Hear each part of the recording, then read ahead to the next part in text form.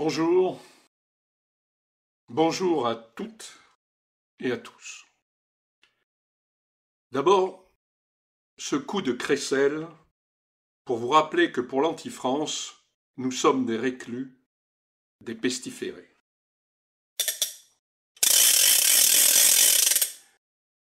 Mais sachez que, malgré ces traîtres, nous continuons notre combat pour voir, enfin, renaître notre patrie. Je voudrais commencer ce tambour battant numéro 16 en revenant sur une tragique nouvelle. La mort du général Dominique de la Warde. J'adresse toutes mes condoléances attristées à sa famille et tiens à redire que nous avons perdu un grand militaire ayant servi notamment dans les chasseurs alpins et la Légion étrangère. Courageux, inébranlable dans ses convictions, il a été signataire de la tribune dite des généraux et dernièrement de la résolution citoyenne. J'en viens justement à la résolution citoyenne. Je vous rappelle que celle-ci a pour but de demander aux parlementaires de jouer pleinement leur rôle en dénonçant les mesures aussi bien financières que militaires que l'Élysée a prises pour soutenir l'Ukraine au détriment de la France. Vous pouvez voir les textes dans le détail en allant sur notre site.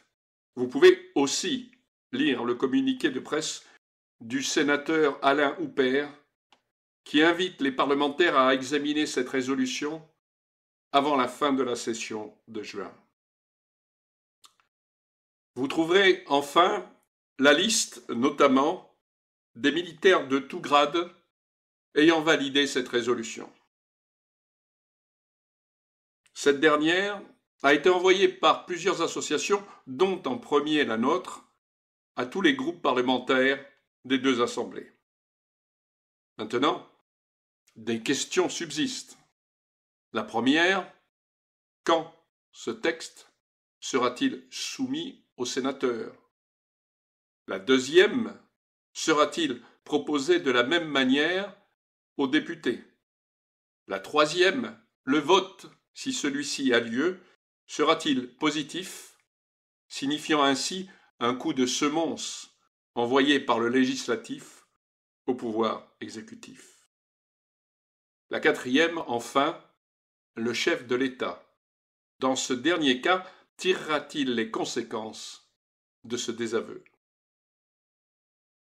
Vous voyez, nous n'en avons pas fini avec les implications de cette résolution.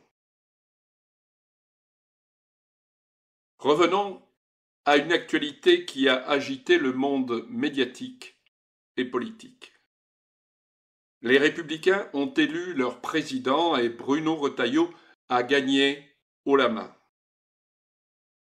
Si l'on peut convenir que l'actuel ministre de l'Intérieur a plus de poigne et de courage que notre ennemi personnel, M. Darmanin, j'attendrai de voir sur le plan politique comment il compte agir pour sécuriser notre pays alors qu'il est coincé entre la droite et la Macronie. Certes, on entend déjà de nombreux journalistes parler à la faveur de son élection du retour en grâce de la droite parmi les électeurs. N'étant pas Madame Irma, je ne peux donner d'avis sur le futur du ministre de l'Intérieur actuel. Ce dont je suis certain, c'est que les personnes qui ont infusé dans la vieille droite pendant plus de 30 ans ne me paraissent pas ceux qui sont le mieux placés demain pour diriger la France. D'ailleurs, la première vision suite à son élection a été de débusquer à ses côtés une belle brochette de politiciens cumulards. Les Gérard Larcher, Michel Barnier, Jean-François Copé et Xavier Bertrand, en bons requins de la politique, s'étaient glissés sur la photo. Nous l'avons toujours dit, la politique électoraliste n'est pas la nôtre et de plus, à haute dose, elle corrompt. Cela est une réalité car tout parti politique exige de ses élus discipline et adhésion totale. Leur liberté de penser devient relative et leur soumission obligatoire, sous peine d'être éjectés du prochain scrutin. En réalité, les membres d'un parti passent plus de temps à se surveiller pour défendre leur place qu'à agir pour le bien commun. Enfin, pour parler des républicains, pourquoi ces gens qui, pendant des décennies, n'ont rien entrepris contre le délitement de la France, trouveraient miraculeusement l'énergie pour agir aujourd'hui? Pour véritablement changer la gouvernance actuelle, il faut impérativement changer de personnel. Il est certain que, personnellement, je ne m'attacherai jamais à un homme qui, depuis 30 ans, use ses costumes sur les bancs de l'Assemblée ou du Sénat. Passons à une actualité dont aucun grand média n'a parlé. Je vais vous entretenir d'un personnage symbolique, cochant le monde des affaires et celui de la famille par le biais de la politique.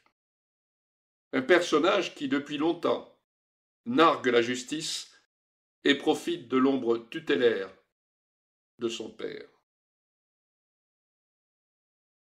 Je veux évoquer Thomas Fabius. Pourquoi parler aujourd'hui de ce fils de? Parce que 5 banques viennent de lui prêter 165 millions d'euros pour acheter l'île au Chirac. En effet, en avril de cette année, Thomas Fabius vient de mettre la main sur ce bijou de l'immobilier parisien. La vente s'est faite après une promesse signée en octobre 2024. Il s'agit d'un vaste ensemble composé de 4 immeubles situés dans la partie la plus prisée du très chic 7e arrondissement. Ensemble, donnant directement sur le Champ de Mars et la Tour Eiffel. Le montant de l'acquisition n'a pas été communiqué, mais il serait de 165 millions d'euros. Thomas Fabius est l'investisseur majeur, aux côtés du PDG du groupe immobilier Pierre Rénovation Tradition et d'une poignée de banques dont la Banque cantonale de Genève, la Banque internationale du Luxembourg, le groupe Banque Postale et sa filiale Louvre Banque Privée. Ce montage paraît classique à 2 nuances près. La première, retrouver la Banque Postale spécialisée dans l'immobilier de bureau et non dans le résiduel, est pour le moins surprenant. La deuxième surprise est le personnage central de ce montage. En effet, qui est Thomas Fabius et pourquoi retrouve-t-on dans ce projet ce joueur invétéré et sulfureux?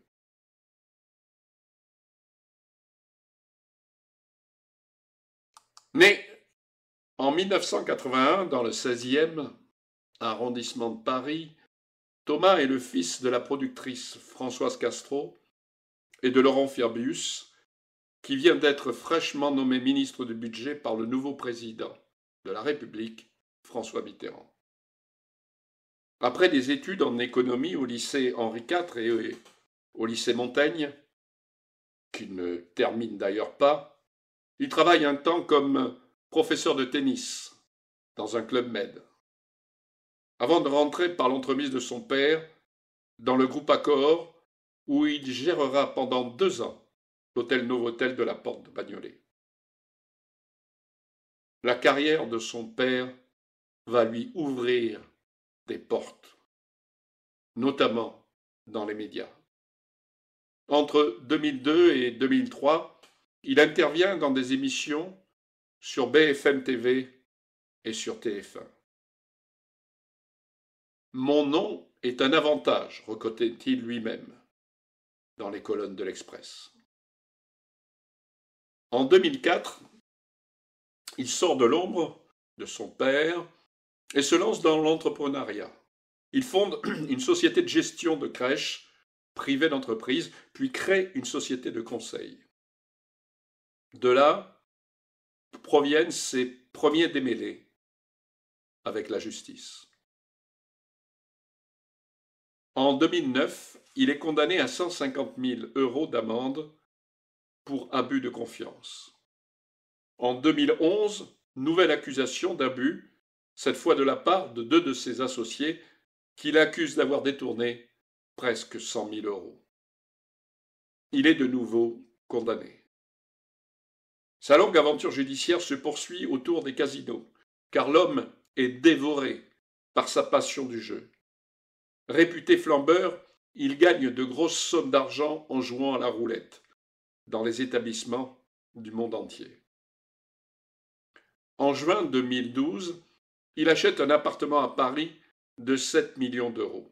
Or, ne payant pas d'impôt sur le revenu, où a-t-il trouvé l'argent pour s'offrir ce bien?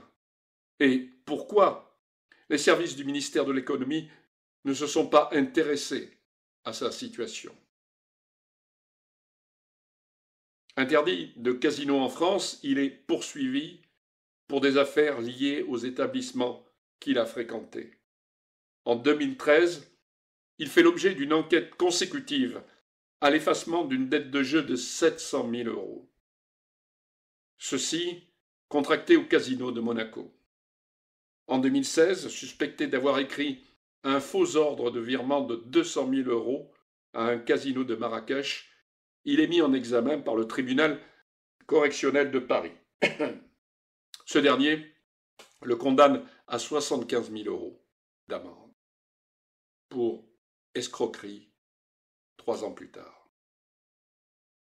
Depuis 2015, il est également la cible d'un mandat d'arrêt, je dis bien d'un mandat d'arrêt, du procureur du Nevada pour avoir payé avec des chèques en bois d'une valeur totale de 3,5 millions de dollars dans plusieurs maisons de jeux de Las Vegas en 2012.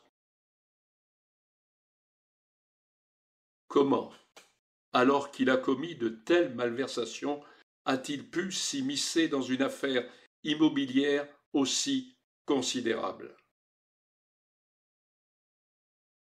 Quand on a un père qui a été Premier ministre, plusieurs fois ministre, président de l'Assemblée et jusqu'en mars de cette année, président du Conseil constitutionnel, il est plus facile de répondre à cette question. D'ailleurs, quelques mots sur ce père, politicien socialiste reconnu et célèbre. 2 scandales se rattachent à son nom. Celui du Rainbow Warrior, bateau dynamité par la DGSE. Il dira qu'il n'était pas au courant de l'opération, et surtout celui de l'affaire du sang contaminé. Des retards dans la mise en œuvre de mesures préventives avaient entraîné la contamination par le virus du sida de patients ayant subi une transfusion sanguine. C'est à l'occasion de cette affaire qu'on l'associe à l'expression responsable, mais pas coupable, utilisée par son ancienne ministre des Affaires sociales, Georgina Dufoy.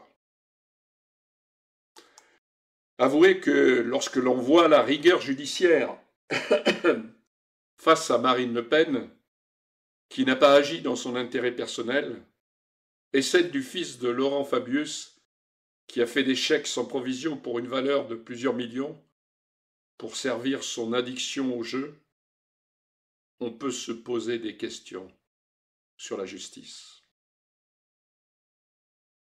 On peut se poser d'autant plus de questions lorsqu'on constate qu'il peut effectuer un montage financier de 165 millions alors qu'il devrait être en prison aux États-Unis. Ce deux poids, deux mesures, on le valide facilement lorsque son paternel avait lâché en 2024, sortant de sa réserve de président du Conseil constitutionnel, que la haute juridiction représentait un rempart contre ceux qui menaçaient l'état de droit, en particulier le Rassemblement national.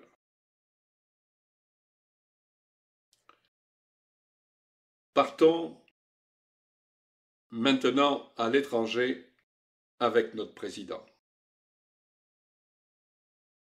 Dès que Macron pose un pied hors de France, il ne peut s'empêcher par son attitude ou ses actes de flétrir son pays. Cela n'a pas manqué au Vietnam. Ainsi, il s'est rendu le 26 mai en hommage au dirigeant communiste Ho Chi Minh à son mausolée. Considéré comme le père de l'indépendance du pays, le chef du Viet Minh fut celui qui impulsa la guerre contre les Français à l'époque où cet État faisait partie de l'Indochine. Pas un seul mot pour les 47 000 militaires français tués au combat, auxquels il faut ajouter les 28 000 autochtones morts en servant dans le corps expéditionnaire. Pas un geste pour déposer une gerbe à Dien Bien Phu et saluer le courage de ces 15 000 soldats français et vietnamiens qui se battirent à 1 contre 10 et dont 60% des prisonniers ne revinrent jamais. Non, pas un geste. Ils préfèrent honorer l'ennemi de la France. Tout aussi scandaleux est le silence des chefs d'état-major, les généraux Burckhardt et Schill, respectivement anciens de la Légion et de la coloniale, qui n'eurent aucune réaction devant cet affront fait à la mémoire de nos soldats.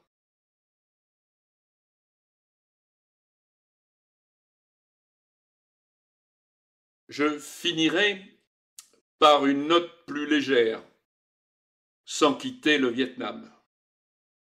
Je suppose que vous avez tous vu l'arrivée magistrale de notre président à Hanoï. Vous avez observé ce moment particulier où la porte de l'avion présidentiel s'ouvre. Ce moment où les télévisions se focalisant sur sa sortie se préparent pour un cirage de pompe habituel. Eh bien là, ce fut raté. À son apparition en haut de la passerelle, il prit les deux mains de Brigitte dans la tronche.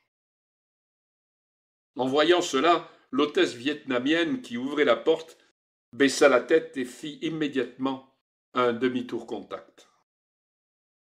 Intéressé, lui, n'oubliant son œuvre maîtresse, le en même temps, après un léger moment de panique, récupéra son sourire et en fringant quadragénaire, sortit de l'Airbus sans montrer de gêne, même si son épouse venait de refuser son bras.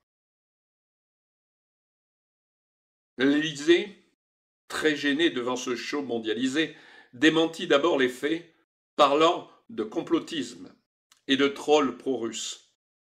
Mais devant des images signées par tous les médias, son endirage dut changer de version. Ses conseillers parlèrent alors de chahut, puis de moments de complicité. Ils auraient dû parler d'épisode théâtral, lui qui eut une double dévotion pour le théâtre et pour sa professeure. En parlant de théâtre, savez-vous quel rôle il a interprété lorsqu'à 15 ans il est monté sur les planches? Allez, je vous laisse quelques secondes pour trouver.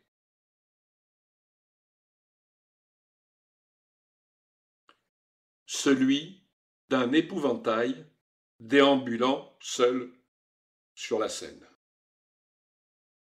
Je ne résiste pas à vous donner la définition d'un épouvantail. mannequin, grossier, mis dans un champ pour effrayer les oiseaux. Vous remplacez chant et oiseau par Élysée et Français, et vous avez le portrait craché de notre ubuesque chef d'État. Voilà, ce tambour battant est terminé. Je vous souhaite une excellente journée ensoleillée et vous dis à bientôt pour un 17e tambour battant.